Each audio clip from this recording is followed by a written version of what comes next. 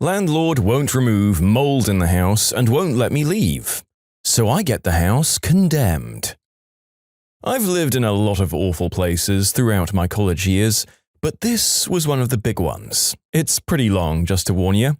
I'd recently moved into a house with 2 other girls. It wasn't the best house, but seemed to look okay for a college apartment. One of the girls had a friend who lived there before and told us that the landlord was sexist and kind of a jerk, but he usually meant well and it was decent rent.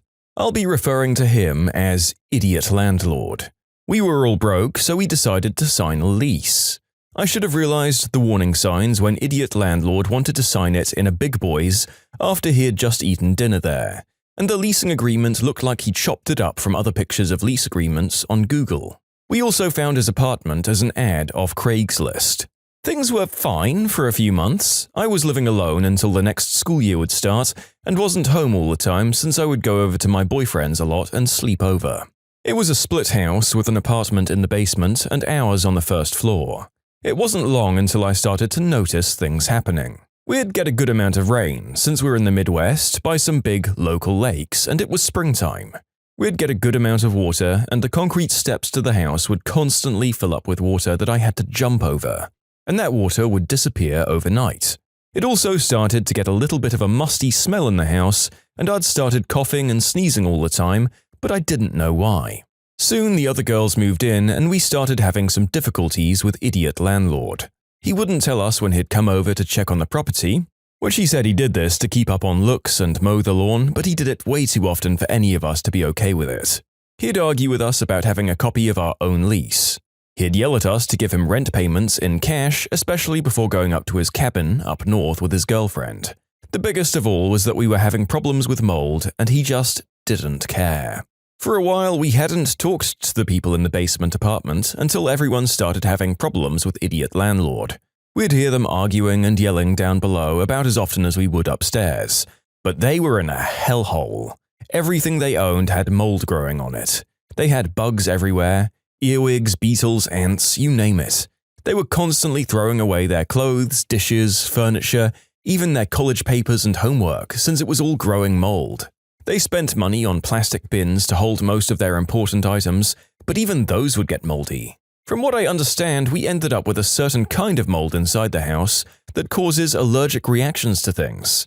I don't remember much about it since it was a while ago. I ended up gaining some allergies to random things after this happened, but nothing else to my knowledge. I'm not sure about the other girls though, since we lost touch over the years. We also found out that they were supposed to have another roommate down below, but she couldn't live there from her allergies due to mold after signing the lease agreement. We also found out that Idiot Landlord verbally trashed her and her mother on the phone to the point where they were crying and she couldn't get out of the lease. She ended up paying for 2 places every month so that she didn't have to live there because he wouldn't let her break lease and didn't care. Upstairs wasn't as bad as the basement, but it wasn't good either. All of us were coughing more and more each month. We'd wake up coughing in the middle of the night, and we were getting really sick. We tried to air out the house as best we could, but nothing helped.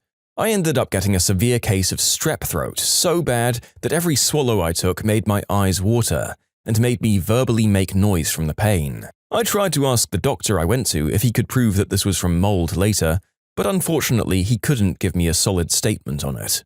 Me, being a vocal, neutral good person who was also going to school to be an architect, tried to explain to him what was going on in the house. No air circulation, his concrete steps and foundation walls weren't sealed, so all of the water I'd have to jump over was most likely going into the basement walls, causing most of the mold. We also found a few areas on the roof that needed patching, since we noticed some leaks, among other things. And the basement apartment had cheap patio doors for their only means of entrance and exit, which would constantly be up against water when it rained, adding to their problem. Oh, but our smart idiot landlord decided that we were all just girls complaining about silly things that didn't mean anything, so he brushed us off and said we were fine, even though I'd told him that I was learning about these things in school and knew what I was talking about. He wouldn't let us out of the lease as hard as we tried, so all of us girls in both apartments decided we'd get out if it was the last thing we did.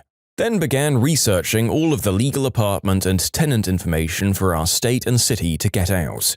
We were paying for attorney fees, started taking pictures of the mold upstairs and downstairs that we could find, talking with several different city staff and police, and started compiling this into a nice document.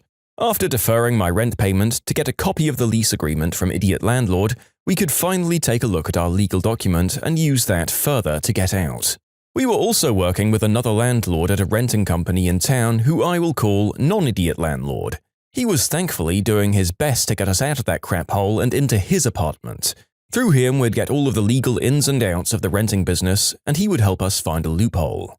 Then, after months and months of arguments, money, and researching, we found it. If we sent a mold test to a research lab and it was over the limit of what was inhabitable, we could get out. It was safe to say we had a pretty good idea it was over the limit. We actually found a mold inspector in town and they sent us multiple kits to do, which they then analyzed. I'd say hiring a person rather than doing it yourself will give you a better test result, and they can also give you all sorts of factual information from outside and inside the house. A kit online will be less informative and will only work with one test usually. I'd say a professional is safer, depending on what is best with your situation, especially if you're going to use that information to send to a city like we did. Anyway, the tests came back a few days later and we sent that off to the city, including our nice document of pictures, statements, and leasing agreements. Not even 4 hours went by and we got a call from the city. Our house was so full of mold that we were to move out of the apartment within 24 hours and it was to be condemned. We were ecstatic. All of that hard work had finally paid off, although it was horrifying to know that the mold count was so high that the mold researcher who had been in the business for more than 30 years had not once seen a place with higher mold count than this house. And yes, this included black mold. Fast forward to us happily packing up our house. All of our parents getting us together, us moving into the apartment that Non-Idiot Landlord kept open for us to move into, and poor old Idiot Landlord sobbing in our driveway as we happily stacked boxes into cars. Complaining that he should have paid more attention and listened to us, that this was his girlfriend's property and she's going to dump him. We all took a picture next day, smiling in front of the condemned signs. It's still one of my favorite pictures to this day. Serves him right for not listening to his tenants. As for the aftermath of it all, apparently the city knew about a lot of the shady things he did, and when we spoke to them, it seemed like he was an eye-roll landlord. They all knew of the problems he had with tenants, but no one had been able to do anything about it until us. He'd sneak his way out of everything, since it was a really small town. Unfortunately, there weren't a lot of rules set in place for bad landlords, unless they did something really illegal, which is why we had a really hard time getting out of there. Also, about a year or so later, I saw more college students living there again. We're pretty sure he did one of those at-home mold testing kits to get it up for sale again, or fought the city somehow. I don't know what he ended up renovating, other than that he ripped out a lot of carpet. I felt bad for those new people. I just wished them the best and hoped that they didn't have as bad of an experience as we did. I wish it had turned out differently in the end, but I hope he's learned his lesson to actually help his tenants when they need it. I don't hate the guy, but I think he has some things to work out for himself. Some people are also asking why we didn't sue. We could have, but it wasn't worth the money and time since we were all graduating in a few months and broke from speaking with our lawyers. We did see what we could do about it though. We just decided that getting out of the house and cutting ties would be for the best, instead of dragging out the situation further. Okay, so this guy goes on our very big list of shady landlords encountered on the channel. What an absolutely neglectful monster.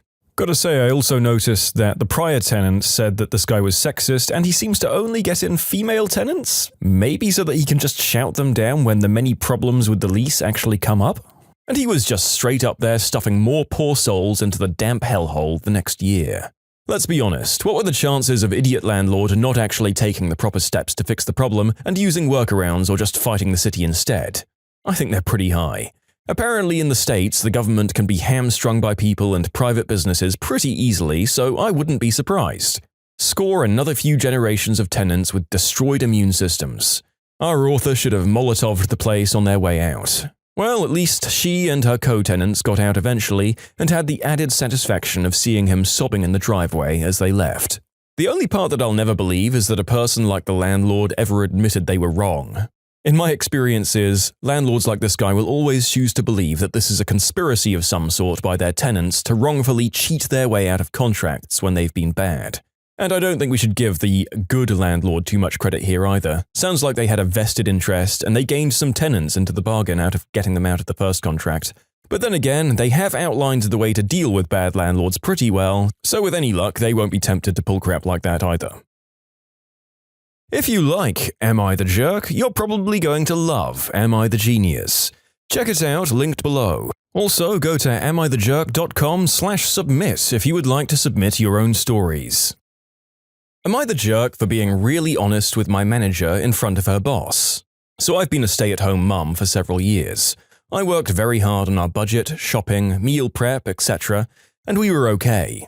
We recently became empty nesters though. The last kid moved out, she pays her own bills and got a scholarship, among other things. I was so bored that I decided to take one of the many grocery store jobs available at the store across the street. My intent was part-time, but they quickly moved me to a different, full-time position, which I do like and I'm good at, and it pays a little bit more. The store is constantly short-staffed and I've been doing my best to help.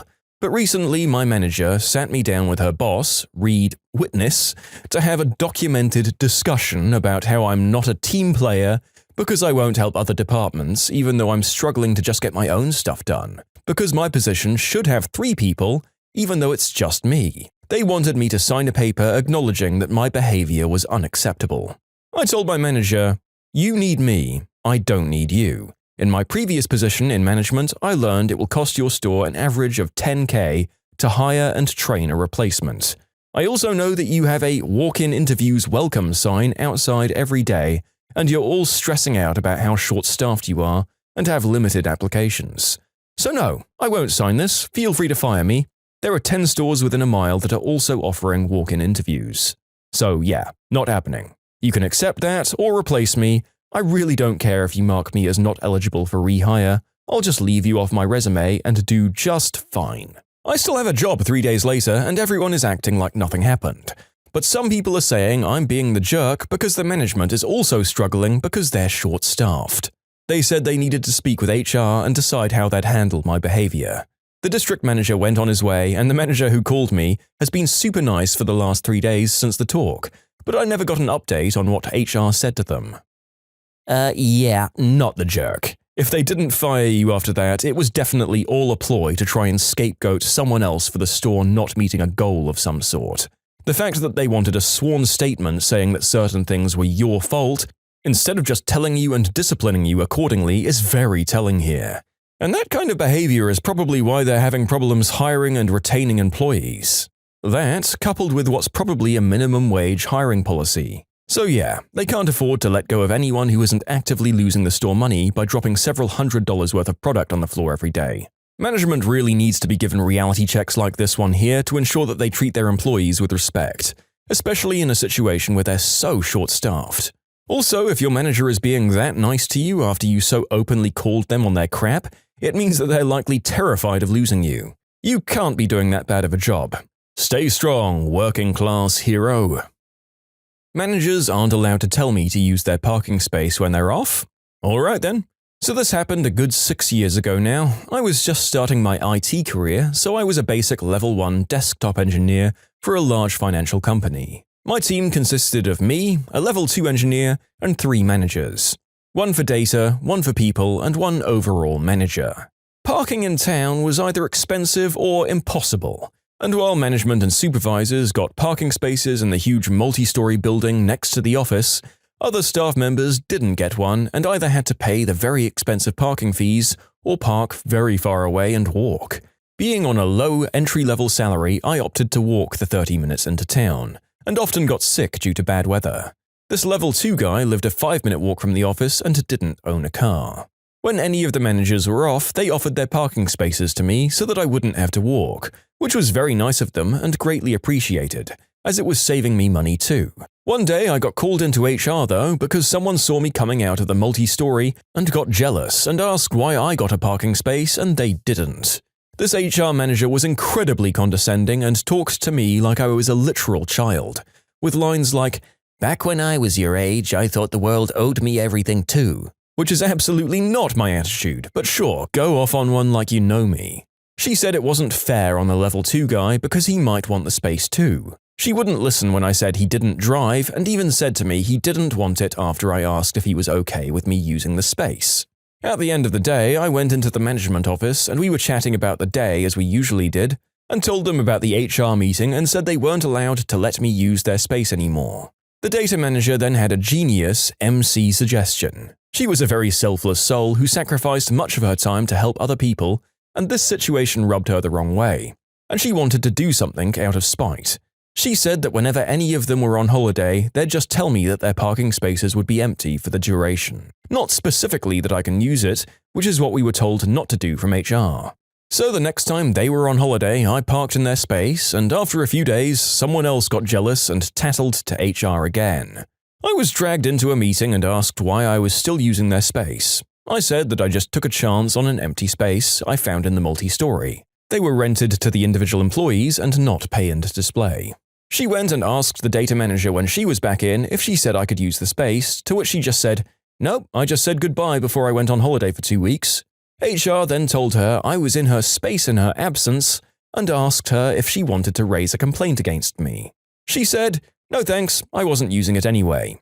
HR's hands were tied and there was nothing they could do to prevent me from using the spaces, as they're allocated privately to the individuals for use, even outside of the office hours, and only reclaimed when they leave. All right, HR person, it's good that you're showing that you take your job so seriously and fielding all complaints, I guess. Go, make sure your immediate higher-ups know you're doing your job, and then get back to your all-important duties of getting in the way of everyone as little as possible. It kind of feels like there are two types of HR. The Toby Flendersons of the world who are essentially apathetic to the struggles they should be helping people out with, and the ones like this lady. Anything that can be a problem will be a problem to her, and they'll go to great lengths to needlessly enforce parking regulations whose violations have been expressly approved of in advance, and which hurt nobody. Also, where do these employees get off? I might get bitter if another employee gets a sweeter deal than me, but I don't think that sourness would ever carry me through to lodging a formal complaint about them. Maybe I'd hope that they were breaking the rules and get caught, but that's basically it. You're doing nothing wrong, the others are just a bunch of pedantic, petty weirdos. Okay, have fun juggling your shopping. I used to work at a supermarket, and at 9 a.m. on a Saturday, the following went down. I said to a customer, "Good morning, would you like a bag?" They said to me, "No, I'm going to carry all of these by themselves." It may have been the low pay, the sarcastic, rude tone, or the fact that I was just so tired of customers being nasty, but I decided to go along with it. So I said, "Okay, sir, no problem." I then proceeded to scan all of his shopping and charge him. The man paid and stood there blankly staring at his groceries for a moment before looking at me. "Where are my bags?" "Oh, I'm so sorry, sir. I thought you said you were going to carry them." "Well, obviously I can't carry all of this without a bag." "Oh, okay, well, in that case." I then proceeded to go through the usual single-use or reusable bag spiel, and then, wouldn't you know it, we were out of the bags he wanted. So I had to call the manager over to bring some more bags to me, which always took ages in this busy supermarket. The customer then had to dig out his wallet and card to pay a tiny amount for some bags, and I then handed them to him with a smile and receipt, and got to watch while he bagged his own groceries, scowling the whole time. Normally I would scan and bag, but as he didn't want bags to start with, I didn't offer and he didn't ask. All in all, 5-minute transaction took a good 15 minutes and he never pulled that crap with me again. I have no idea what he thought would happen while he watched me scan everything and pile it up in a very obviously non-bagged heap, but hey, he said no bags. Yep, that's a win for you and a jerk plaque for him to hang around his neck. And apparently you never had to deal with him being a sarcastic D-bag in the future. Winning! Take the small victories where you can in your minimum wage jobs, I guess. It could have only been made more perfect by him learning that you were all out of bags store-wide. But then again, I'm not sure that would have been completely plausible. Yeah, sarcasm is never a great tactic to employ against your service workers. They can take an exact transcription of your words and feign complete innocence as to your real intent. Whether or not they actually understood might not matter. You've given them all the fuel they need to get away with their misunderstanding. Better yet, just be nice to all your service workers. Win-win. When you subscribe, make sure to hit the bell to turn on notifications. Put the playlist on in the background to finish listening to all the stories. Or if you want to check out some great music, check out easymode.com. If you like Am I the Jerk, give Am I the Genius a shot. Everything linked in the description.